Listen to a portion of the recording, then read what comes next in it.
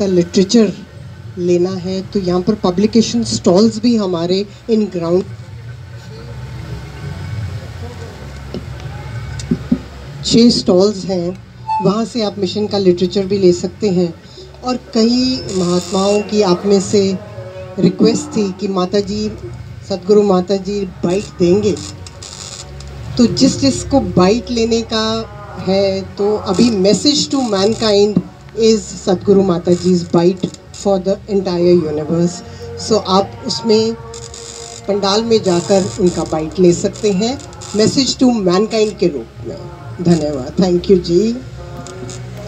तो ये ऑलरेडी हम सभी पेपरों ने यहाँ पे औरंगाबाद में ये सब छप के आ चुका है। 300 एकड़ में होने वाला है, इतना सेवा दिलाया है, इतने लोग आने वाले हैं।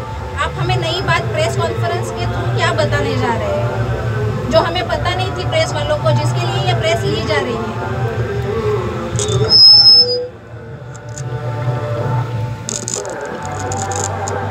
आपको जो जो जानकारी पहले मिली है वो किस प्रेस रिलीज में आई है, किस तक पहुंची है, किस मीडिया पर्सनल ने देखी है, प्रिंट मीडिया के थ्रू आई है, इलेक्ट्रॉनिक मीडिया के थ्रू आई है। हमारा एक कर्तव्य बनता है कि हम एक लार्ज स्केल पे अपनी ओर से आपको इन्फॉर्मेशन दें, वो हम इन्फॉर्मेशन आपको दे रहे हैं। इसके अलावा आपको कोई और जानकारी अगर आपको लगता है ये आपके पास इन्फॉर्मेशन ऑलरेडी थी, in case you have any further query do let me know. ऐसे नहीं, जब भी कोई प्रोग्राम अनाउंस होता है बड़ी तौर पे, महानुभाव संदनकारी मिशन से आए हैं, उनका एक ब्रीफ इंट्रोडक्शन आपको मैं देना चाहूँगा। Rajkumari ji, member in charge press and publicity department, हमारा जो दिल्ली में हेडक्वार्टर है, ये वहाँ से आए हैं। अभी छप के आया है वही हम आप सबसे सुन रहे हैं, तो हमें इसमें नया कुछ भी नहीं। आइडियोलॉजी के बारे में तो आपने नहीं पढ़ा होगा, आइडियोलॉजी के बारे में भी बताया गया, रूपरेखा जो सज्जनों ने नहीं सुना। आप बार बार एक क्वेश्चन कर रहे हैं जो मेरी समझ में थोड़ी सी मराठी आ रही है कि कितना पैसा लगा है। सेवा में कभी दाम नहीं। जो भक्तजन सेवा करता है वो ये नहीं देखता कि मैं कितनी सेवा कर रहा हूँ, जितनी क्षमता होती है, और ना ही वो किसी को दिखाता है। तो ये सब सेवा भाव से ये चल रहा है, सेवा ही हम कर रहे हैं।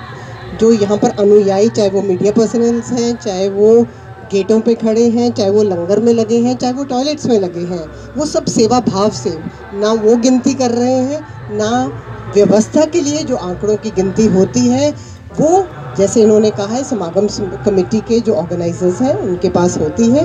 पर हम सेवा का कभी भी ये देखते नहीं हैं कि हमने कितनी सेवा करी या हमने इस समागम में कितना लगा दिया। जैसे हमारे घर में कोई अजीज़ मेहमान आता है, हम विवेक मौजी जी, कोऑर्डिनेटर प्रचार विभाग,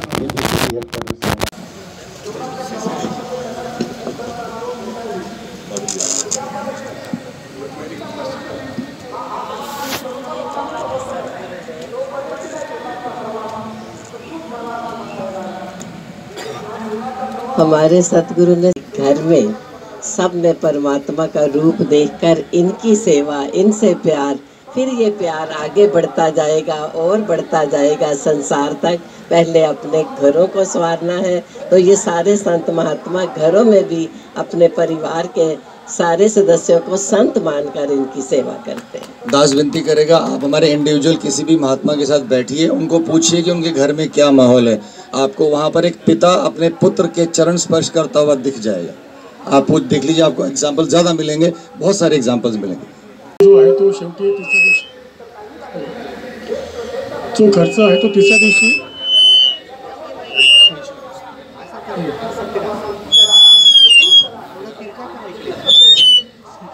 करणार आहे। परंतु जे समजा आता मी बघितलं 2 दुधाचे टँकर्स आहेत, तर हे असं काही जेवढं येत आहेत आपल्याकडे त्याचं काही आकडेवारी आहे का? समजा 2 दुधाचे टँकर्स येत आहेत किंवा गहू वगैरे काय येत आहेत, असं काही आहे का? टोटल किती येतात ते? कसं आहे, आगमासाठी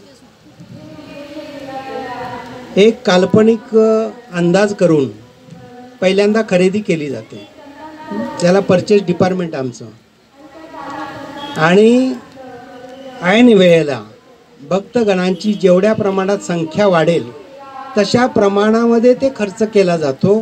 ती मागणीप्रमाणे जो आहे ती रिक्वायरमेंट जी आहे ती परचेस केली जाते, ऐन वेळेला परचेस केली जातात काही गोष्टी. त्या कारणानेच मगाशी मी सांगितलं की ह्याचा आपल्याला निश्चित स्वरूपाचा आकडा आपल्याला देता येणार नाही आहे.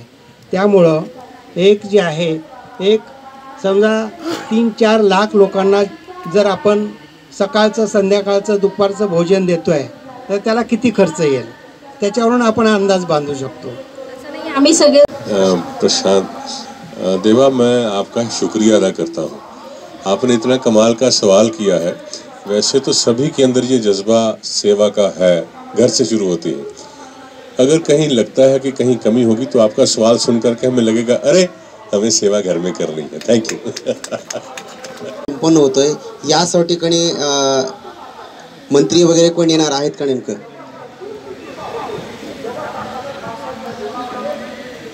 चांगला प्रश्न आहे. आम्ही अनेक निमंत्रण पत्रिका दिलेल्या आहेत, निमंत्रण दिलेलं आहे, पण हा कार्यक्रम अशा स्वरूपाचा असतो की ज्या कार्यक्रमाचं उद्घाटन किंवा एखाद्या VIP बोलवून त्याच्यातला कुठला तरी प्रोग्राम करणं ही बाब त्याच्यामध्ये अभिप्रेत नाही आहे. आणि त्या कारणाने आपण सर्वांचं स्वागत करतो. माननीय मुख्यमंत्री महोदयांना, माननीय राज्यपाल महोदयांना सुद्धा या ठिकाणी आम्ही निमंत्रण दिलेलं आहे. माननीय पालकमंत्री या जिल्ह्याचे जे आहेत ते सुद्धा या कार्यक्रमाला येणार आहेत. ज्यांची मला माहिती मिळाली आहे येणाऱ्यांपैकी, तर ते येतील, सद्गुरू माताजींचे आशीर्वाद प्राप्त करतील. आणि या ठिकाणी जर त्यांना संधी मिळाली तर जसं आता तुम्ही भाव व्यक्त करताय तसं त्यांनाही 2 मिनटं भाव व्यक्त करण्याची आम्ही संधी देतो. अशा स्वरूपात ते त्यांचं आगमन असतं.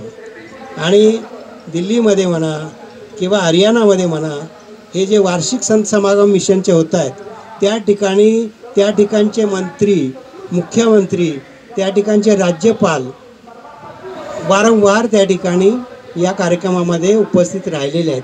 परंतु त्यांच्या उपस्थितीचा जो भाग आहे तो अशा स्वरूपाचा आहे. गुरु से ज्ञान लिया है, जीवन में फर्क पड़ा है, तभी वो औरों को आवाज़ देते हैं. एक बात बाबा हरदेव सिंह जी महाराज ने एक बार कही कि समुंदर में तूफान आया, बहुत सारी मछलियाँ बाहर किनारे पे आ गई और एक बच्चा और उसके साथ उसके घर वाले वो एक एक मछली को उठा के समुंदर में फेंक रहे हैं. तो कहते हैं इससे क्या होगा, इतनी सारी मछलियाँ हैं, तेरे एक एक फेंकने से क्या फ़र्क पड़ेगा. तो वो जिस मछली को फेंके कहता देखो इसको फ़र्क पड़ गया, इसको जीवन मिल गया. तो ये तो सतगुरु दीप जला रहा है, ज्ञान दे कर के मनों में रोशनी, और यही दीप आगे जाके और दीप जला रहे हैं. और इससे सारा संसार धीरे धीरे एकदम तो नहीं हो सकता, ज़रूर फ़र्क पड़ेगा. और शायद खुद आप भी शायद इस चीज़ को देखेंगे और जब खुद आप जान जाएंगे इस परम पिता परमात्मा को तो आपको पता चलेगा कि कैसे भाग भाग के फिर हम गुरु दर्शनों के लिए आते हैं. दरअसल ये आपका क्या शुभ नाम? दरअसल ये जितनी बातें अभी हुई हैं, प्रत्यक्ष क्यों प्रमाण क्या, मैं तो बल्कि आपसे प्रार्थना करूंगा, जैसे थोड़ी देर पहले धीरज जी ने कहा कि आप यहाँ आए हुए हमसे जवाब मत लीजिए. आप यहाँ पे आए हुए जितने भी श्रद्धालु हैं, हम चाहेंगे कि आप सीधे उनके पास जाएं, बड़ी ट्रांसपेरेंट है, और जाकर के उनसे पूछें कि आप इतनी दूरी से क्यों आए हैं, आप बिहार से क्यों आए हैं, आप अमेरिका से क्यों आए हैं, आप पंजाब से क्यों आए हैं, आप उड़ीसा से क्यों आए हैं, और आपको सचमुच में जवाब मिल जाएगा. लेकिन नटशल में अगर देखें तो जिसे कहते हैं ना भाई साहब, दुनिया का सबसे इम्पोर्टेंट काम, इंसान की ज़िंदगी का मकसद भगवान को, परमात्मा ईश्वर को जानना, और जानने के बाद इंसान को लगता है कि हाँ यही मेरी ज़िंदगी का मकसद था. और मुझे ऐसी सोच, ऐसी चीज़ें, जैसे बार बार फ़ोन को चार्ज करने के लिए हमें चार्जर की ज़रूरत होती है, इसी तरह हमारी आत्मा को बार बार आध्यात्मिकता का खुराक लेने के लिए ऐसे संत समागम में जाते हैं ताकि पूरी की पूरी हमें भरपूर आध्यात्मिक खुराक मिल जाए. दुनियावी कोई लालच नहीं, दुनियावी किसी प्रकार का कोई प्रलोभन नहीं होता कि आप आए आपके रुके हुए काम बन जाएंगे, नथिंग लाइक दैट। लोग अपने काम काज करते हुए, जिम्मेदारियों का निर्वाह करते हुए यहाँ पे अपनी खुशी से, और किसी को कंपेल नहीं किया जाता, वो तो लोगों को प्रेरणा अपने आप में स्वयं से मिलती है, वो लोग चले आते हैं। तो आप पूछें उनसे, आपको और अच्छा लगेगा, और कोई नई बात हो तो हमसे भी आप जरूर शेयर करें।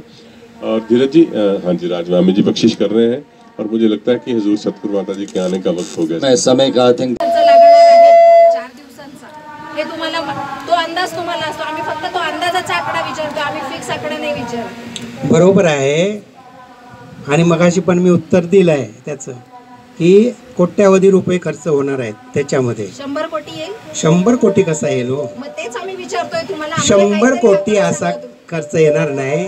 आता काय आहे की या प्रेस कॉन्फरन्समध्ये आमचे समागम कमिटीचे अध्यक्ष जे आहे, चेअरमन, ते नेहमी उपस्थित असतात, परंतु आज उपस्थित नाही आहेत। याचं कारण काय की सद्गुरू माताजींचं आगमन या मैदानावर झालेलं आहे, राजपिताजींचं आगमन झालेलं आहे, आणि त्यांच्या सानिध्यामध्ये त्यांना अनेक प्रकारच्या सेवा असल्या कारणाने ते उपस्थित होऊ शकले नाहीत। त्यामुळं या 4 लोकांपैकी कोणी निश्चित आकडा तुम्हाला असा देऊ शकणार नाही, पण ते देऊ शकले असते। नंतर तुम्ही त्यांना समागम कमिटीच्या कार्यालयामध्ये भेटून सुद्धा ही माहिती प्राप्त करू शकता। दूसरा सवाल मैं आपसे पूछना चाहती हूँ, जैसे आपका सवाल आया, इन्होंने कहा दरअसल डिफरेंट सोर्सेज से, अलग जगह से इन्फॉर्मेशन है। आज चूँकि हम कलेक्टिव रूप में बैठे हैं, बहुत सी टीम्स बैठी हैं, तो सबके लिए ध्यान यही था कि एक प्रोसेस है, हर साल समागम के सबसे पहले हम इकट्ठे होते हैं और ऑन द स्पॉट पहुंच करके जो हम अंदाज लगा सकते हैं कार्यक्रम। और अभी जैसे हम सभी जानते हैं कि आप जी के पास ये क्लिपिंग पहुंची होगी, रिलीज़ पहुंची होगी, और इसमें जो जिक्र किया गया है कि जो हुजूर सच्चे पातशाह सतगुरु माता जी के मैसेज टू मैनकाइंड है, ओपनिंग संदेश जो है शुरुआत में, वो भी लगभग अभी थोड़ी देर में 3 साढ़े 3 के बीच में जैसे ही हमें आगमन का समय मिलेगा, यहाँ से हम उस और प्रस्थान करेंगे जैसी व्यवस्था की गई है। और ये इसके अलावा कार्यक्रम आपके चरणों में अनाउंस हो गया, और इसके अलावा आप जी को पता है जो साथ में कार्यक्रम जुड़े हुए हैं, सामूहिक शादियां भी एक बहुत हमारा इम्पोर्टेंट कार्यक्रम हुआ करता है। जब भी ये रिकॉर्ड रहा है कि मुंबई में हमारा समागम हुआ, तो मुंबई में कभी 150 तक भी शादियां सतगुरु की कृपा से संपन्न हुई हैं। और ये शादियां समाज में ऐसे कमाल के नौजवान अलग अलग वर्ग से आए हैं कि अगर बहुत हाईटेक, बहुत IT एक्सपर्ट भी आया है, बहुत इंडस्ट्रियलिस्ट भी कोई आए हैं, या दूर देशों से कोई बहुत पढ़े लिखे नौजवान भी आए हैं, साधारण गांव से, तालुका से वो साधारण बच्चे भी आए हैं, अगर बहुत अच्छी ब्राइडल ड्रेस में भी है तो कोई सेवा दल की वर्दी में भी आए हैं। तो सबका अपना अपना जो ध्यान यही है कि हम कहीं पर भी समाज के किसी भी वर्ग से ताल्लुक़ रखते हैं। जानना चाहते हैं कि कैसे ये व्यवस्था की गई है, और बहुत खूबसूरत ये शामियानों की नगरी जो है, इसमें सत्संग का भी प्रोग्राम विवेक जी आपको बताएंगे कि सत्संग का जो प्रोग्राम है वो कितने से कितने बजे तक रोज़ाना होगा। तो इन्हीं शब्दों से आपसे इजाज़त चाहूँगी। आपका बहुत बहुत धन्यवाद once again to be present here. Thank you ji, धन्यवाद।